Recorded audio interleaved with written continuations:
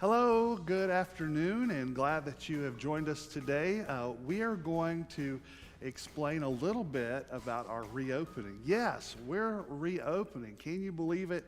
After I don't know how many weeks where we went purely online, this Sunday we're going to be reopening, and in doing so, we have to do some things differently. One of the things I want to say quickly up front is that as we come together, this is going to be hard. None of us want to go through, nobody's wanting to go through the COVID situation at all, but it's going to have us so that we make sure that we keep each other safe, that we do our best to love each other. There's going to be some things that we're going to do that we have never experienced in the church before. So it's going to be uncomfortable at times. But the most important thing is that we're going to be able to gather together as the church, and that we're going to still be able to see each other from a distance. We're going to be able to worship together, and we're excited about that. So today we're going to talk about some of those changes and some of the things that we're doing for reopening. So to start with, we kind of wanted to talk a little bit about why these decisions get made, why this and not another thing. So the two main decision-making forces were, for first and foremost, the CDC guidelines. We got to be careful the way we use the word have to. We are strongly encouraged, and it is good, to follow the government agency that's specifically designed to keep us safe from things like this. So we try to follow the government's CDC guidelines to the degree that which we are physically capable, but also we did make it a point to try to find out from our people what their feelings were, what they would appreciate. So we sent out the survey to our folks, and I think we had 50. How many? Well, we didn't say. So hopefully you received that survey, and based on that survey, we learned that 56% of the people that responded said they would come at the first opportunity, but with some concerns and cautions. And virtually, very few, I think there was just maybe 4 people that said they didn't need any precautions. So a large majority, vast majority of the respondents said that they would like to see us take particular precautions. And we gave them a list of choices of things the kinds of precautions they would want to take. And so based on that survey, the top 6 most common responses in terms of precautions were, and they're going to be rather obvious to you probably, avoiding shaking hands, avoiding physical contact of any kind, the social distancing or sit or stand 6 feet from others, avoid crowded hallways, bring sanitizer, and wear a mask. So these are things that we want to take seriously and that we're going to be implementing as we return together on Sunday and in the weeks to come. And then there were some other precautions that we felt in prudence and it was a good idea for us to put into place. And those are, for one, they're related to these, social distancing in the sanctuary. So when you get here, and there'll be some more explanation to come, but the sanctuary's been set up to allow for social distancing between people as they sit. So we're going to be observing that, and there's going to be more explanation on that, but I just kind of want to hit on it. We're going to discourage handshaking or physical contact of any kind. So we're trying to take steps to make sure that physical contact with people is non-existent, and with things is as little as humanly possible. So the doors are going to be propped open so that you don't have to touch the door as you come in. Our small groups are still social distancing small groups. I'm not quite sure what. So this is part of the survey was things that you all thought the church should do. Right. So this was your survey responses to what you felt we should do. Right. And so part of that applies to life groups. Okay, right. Sorry. Yeah. Now I understand. Sorry. So our life groups currently meet on Zoom, and they will continue to do so for the foreseeable future. We are going to be providing. We have fortunately, beforehand, by God's providence, a lot of hand sanitizer stations had already been installed.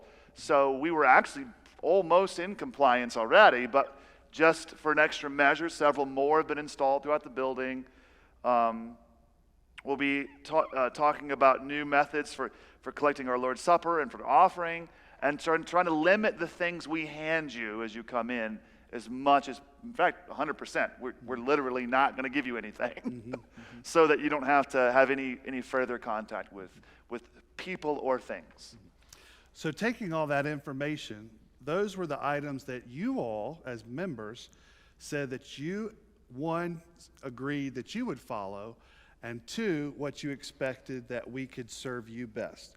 So with that, along with the guidelines from the Kentucky State Health, the Governor's Office, and CDC, along with your suggestions, we came up with a plan to make sure that we could do everything we can to make sure people are safe as they come here.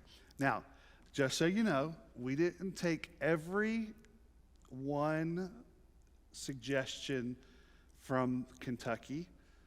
We decided that we would take the list and what they fully agreed on, what the CDC and Kentucky fully agreed on, and then what we as a church had already said we're willing and need us to do. This is what we have decided to do. So first of all, number one, we're going to continue online worship services. There are some of you who do not feel, so as we said, there were 56% that are willing to come, but it's actually closer to 60 when you include some more.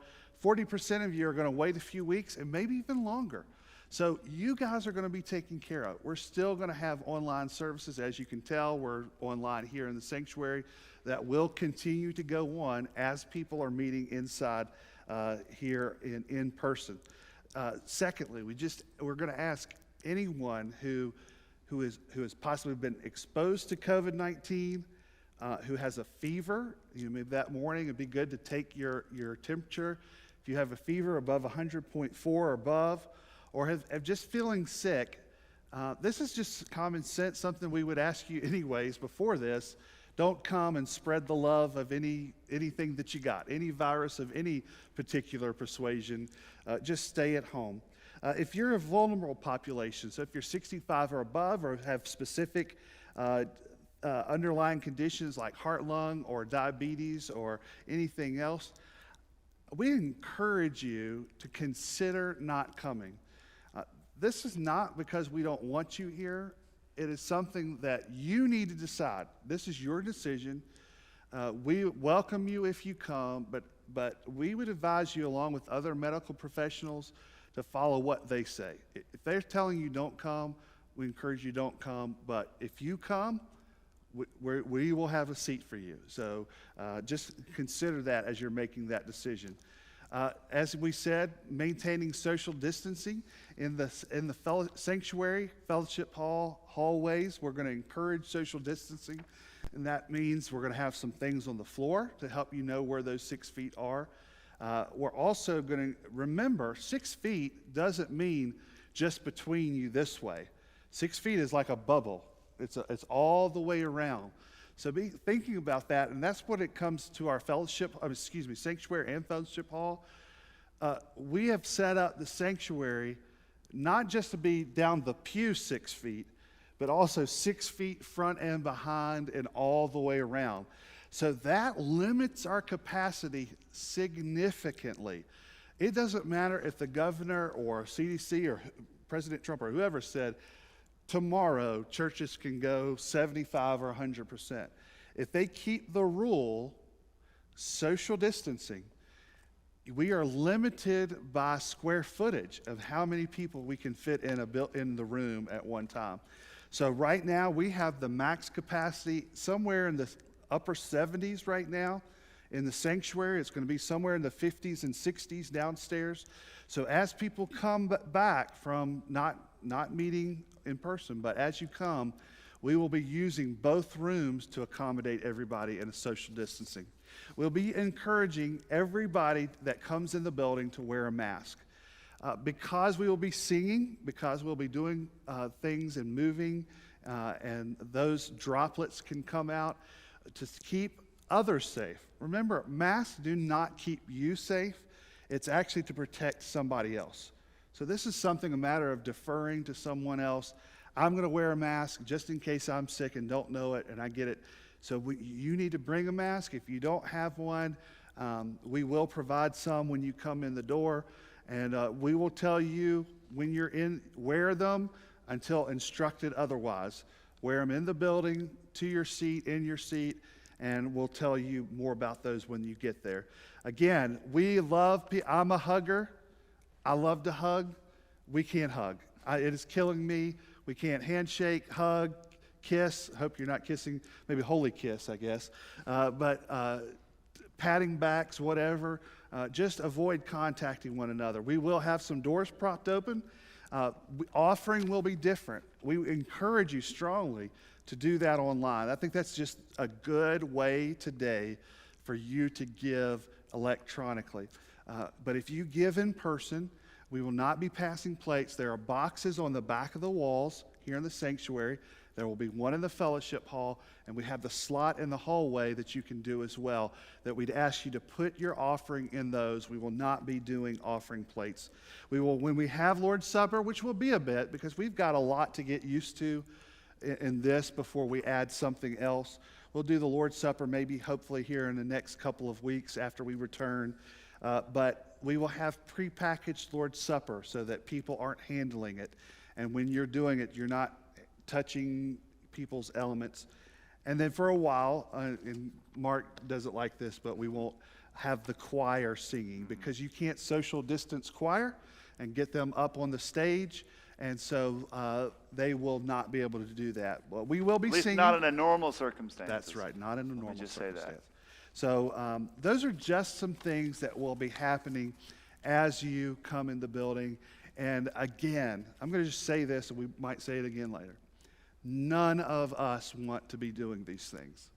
But for the love of our brothers and sisters in Christ, to do what we can to stop the spread and make sure that we don't unknowingly hurt someone else or give them a virus, we've got to do these things. And we don't want there to be an outbreak at Hebron Baptist Church and then people in the community think, oh, they weren't wise, they weren't smart, and so look at what they did, and a bunch of people now got sick because of Hebron Baptist Church. We don't want a guest to show up who've maybe been watching us online for a while, and they show up as a guest and they say, oh wow, these people don't care about what's going on in the world. They've not done anything to change how they do. So all these things are for love of brother, love of each other, to keep each other safe. And of course, the worst situation of one of our vulnerable people getting sick and getting very sick, we would not want that to happen. So all these precautions are going to be uncomfortable. We need to be flexible. We need to be in love and just be reminded that all of us in leadership, and it's not just me and Mark, it's not just KC who's going to be doing our reservations, but many other people have been involved in making sure that this happens. We're doing our best. So be patient. We're going to make mistakes. We're going to tell you right now, there is going to be something go wrong. Yeah, Shawn is going to make mistakes. And when we do, we're going to need grace, because as we do that, we'll fix them the next week. We're going to get better. Just as when we went online, every week, the online experience got better and better. And so think that as well when we do online and in person. It's going to be difficult technology-wise, sound-wise, just be a measure of grace as well, because the sound team has even more on their plate trying to do those things. So I'm going to stop right there because I think that covers it. We're going to be sending this information out so you don't have to memorize it, but we wanted to come in person and tell you some of these things. And now KC, because most importantly, those of you who want to come in person, we want to make sure that you can come safely, and that you have a spot to do so in the building. And KC Cochran is heading that up for us, and he's going to explain to you how we can serve you in that way. Thank you, Shawn. Yeah. It's exciting to see some of the talent that has come together to contribute to this. So I'm stepping in, but there's been a lot of work to be done before this. People who have set the building up to have seats that are labeled in sections, so it's going to look a lot like if you were going to a movie theater or if you were going to a venue, you'll have an assigned seat. And that way we can support the guidelines that we need to, and also keep it orderly without having a plan for the order of how we seat people. Then we would have more opportunities for some sort of encounter that would not meet the guidelines. So we have been blessed with a software application called Eventbrite that is free. So that'll be the first question. How much does that cost? It's free as long as we don't charge for the seats. And Shawn has strictly told me that I'm not allowed to charge for any of the seating. No scalping? No scalping, that's right. But there will be a process that we have to get used to with the reservations. So that starts actually tomorrow morning. We'll send out an email which will have a link in it for you to go and reserve a ticket. The process is new for all of us, so hopefully we'll have already worked out the bugs, but if there are any, we'll catch them very quickly. The software is Eventbrite, if I didn't mention that. Very good software. Those emails will go out tomorrow at 9 a.m. Now, some of you maybe have said, oh, I don't have an email, or I haven't given my email to the church. Please do, if you have one. That'll be the best way to get the link at the same time as everyone else. But you can also call the office. So if you don't have an email and don't have that technology, just at 9 a.m. we will also take calls in the office for someone who would like to have a ticket. That way everybody has an opportunity. And at that point, we'll have a timestamp for when you called, because we do anticipate that the sanctuary is going to fill. We have overflow in the fellowship hall, so that's where the next opportunity to sit would be. And the church has gotten us 2 very large screen TVs downstairs. They's big. Yeah, that'll be great. So it's going to be different. The process should be fairly seamless if you've ever purchased a ticket before online. If you haven't, again, please just let us know, and we will help with that. The email that we'll be using for all communication regarding the reservations is simply reservations@hebronbaptist.org. That is up and running, and if you have any questions and you're not able to call in, please send an email to reservations@hebronbaptist.org, and that way we can get your information, get things going for you, and do our best to get you some seating. When you do email, if you're not able to do the link, or if you're calling to Kay, just let us know your name and how many people are in your party. That's really what we need to know the most. Look at my notes here.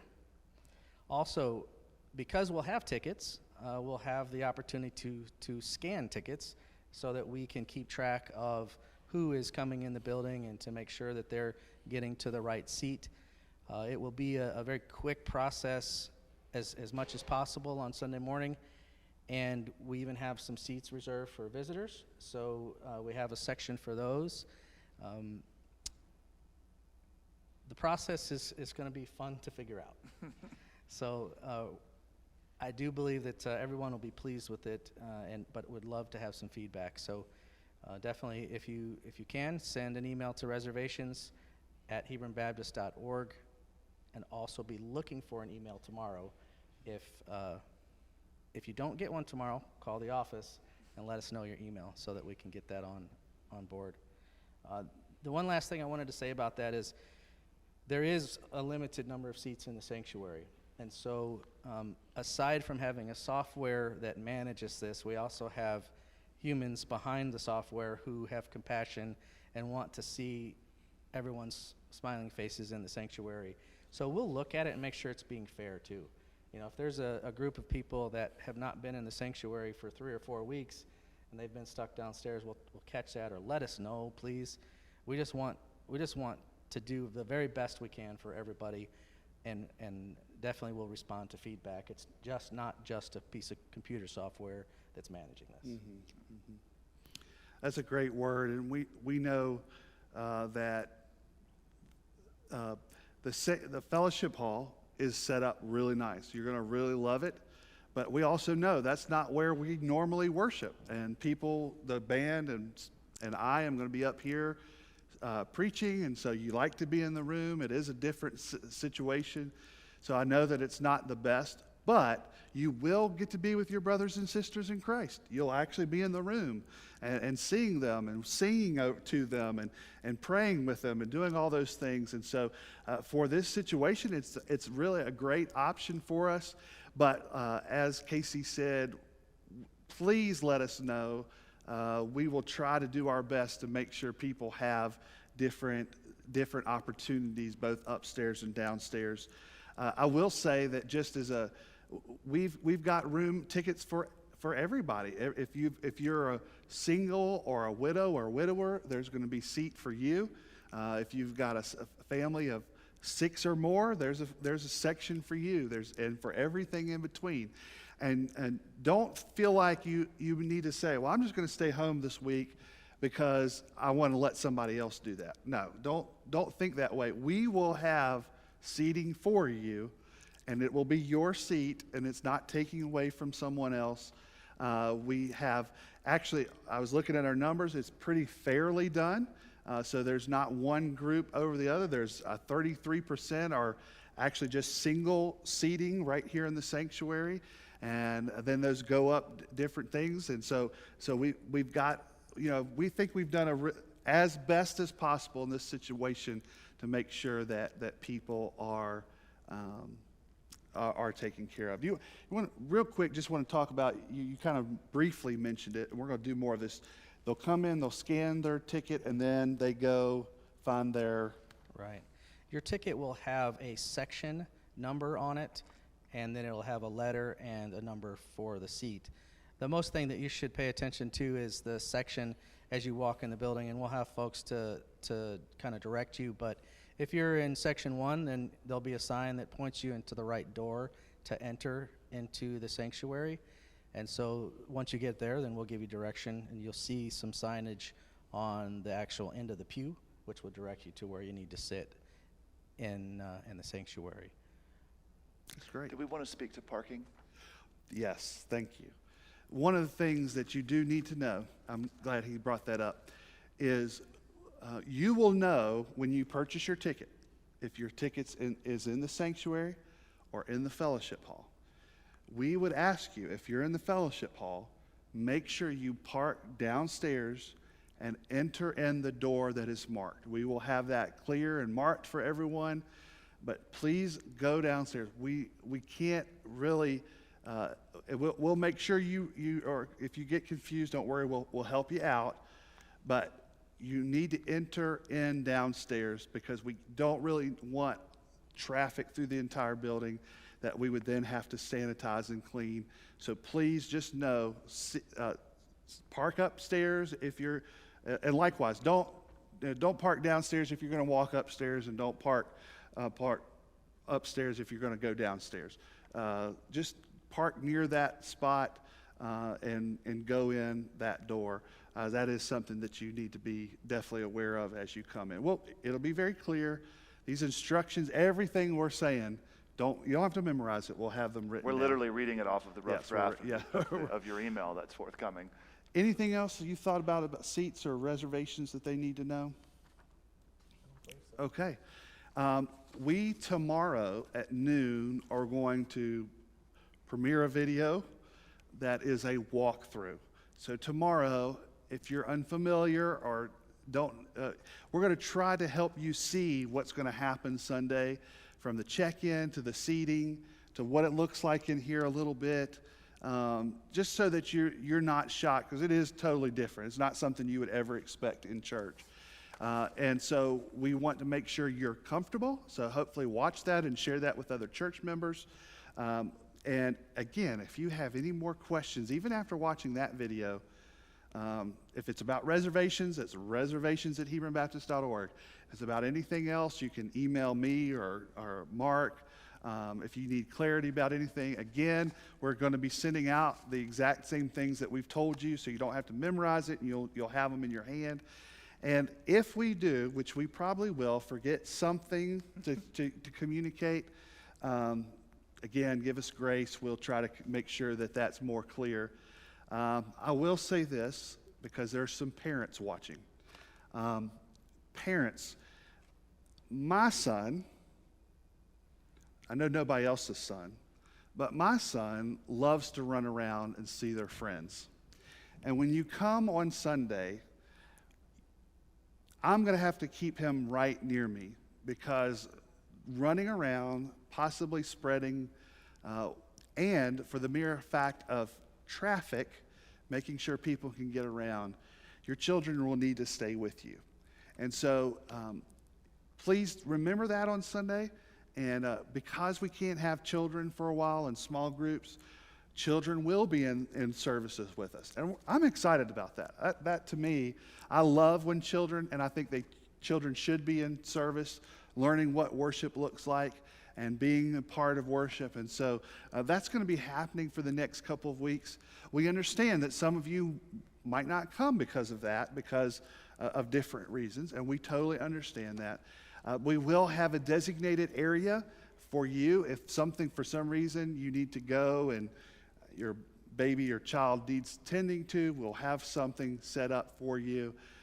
But just be aware that as you come to the building, that is another change that we need to I just got a understand. text message. I am watching. What about restrooms?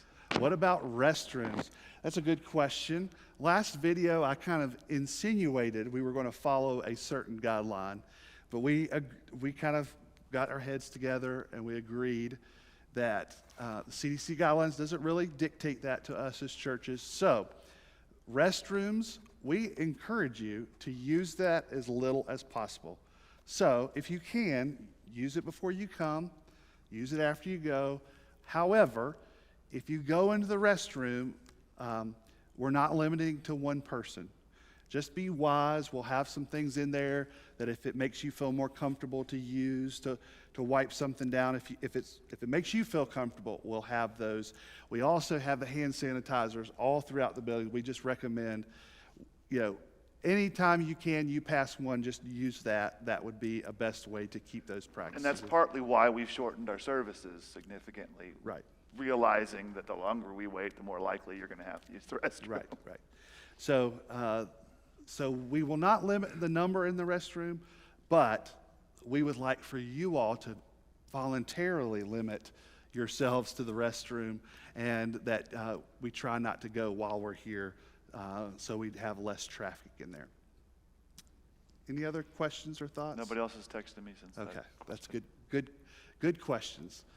There's other things that we'll include in here. We'll make sure that you know about. Again, if you have any more questions, contact us. Watch that walkthrough tomorrow afternoon. It's at noon. But if you have any more questions after that, that'll probably answer most of your questions about coming in the building. And because there's a lot more that we are not saying that we could say, but you'll see those in the video tomorrow. And again, 9 a.m. tomorrow, reservation will be sent out to the emails that we have. If you do not get one right at 9 o'clock, email immediately reservations at hebronbaptist.org, and we will make sure that you get them. I think that's good. We've gone through a lot. Thank you for joining us today. Pray for us as the leaders as we get some final things done. We are praying for you. We look forward and are thankful that we're going to be offering both online and in-person worship this Sunday. And so we're going to be seeing some of you in person, face-to-face from a distance, but also you'll still be seeing us online. Well, eyeball to eyeball anyway. Eyeball to eyeball. Yep, that's right. Thank you for joining us today, and we will see you soon.